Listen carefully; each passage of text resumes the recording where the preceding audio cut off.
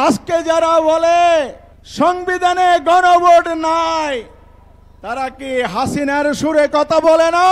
সরকারকে বলতে চাই, অনেক দেরি করে ফেলেছেন, রাজপথে আওয়াজ উঠেছে। আমরা চাই না এখান থেকে যমুনা ঘেরাও করতে হোক। বাংলাদেশ খেলাফত মজলিসের সংগ্রামী আমির যে উদ্দেশ্যে আমরা সমবেত হয়েছে, 5 দফা গণ দাবি। এই দাবির প্রথম হচ্ছে জুলাই সনদের বাস্তবায়ন। তার জন্য অবিলম্বে বাস্তবায়ন আদেশ জারি করতে হবে। যারা সংস্কার চান তাদেরকে এই দাবির সাথে একমত হয়ে জুলাই সনদে আইনি ভিত্তির আদেশ জারিতে বিলম্বের ষড়যন্ত্র পরিহার করতে হবে।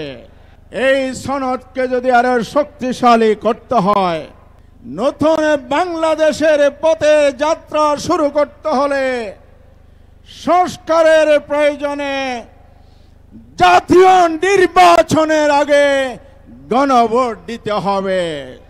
নির্বাচনের আগে গণভোট দেওয়া ছাড়া জুলাই সনদ বাস্তবায়ন সম্ভব নয়, সুষ্ঠু নির্বাচনও সম্ভব নয়। এই জন্য আমরা এখানে একত্রিত হয়েছি।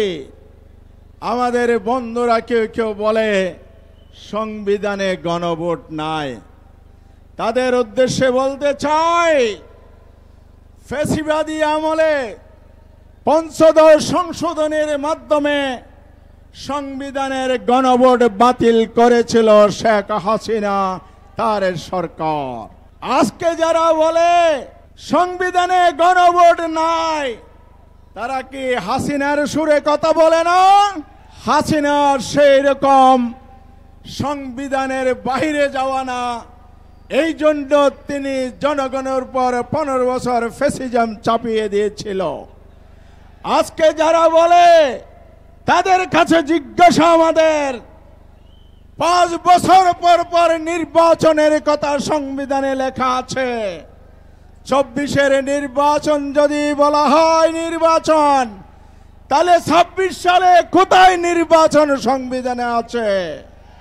সংবিধান অনুযায়ী নির্বাচন হতে হবে 29 সালে।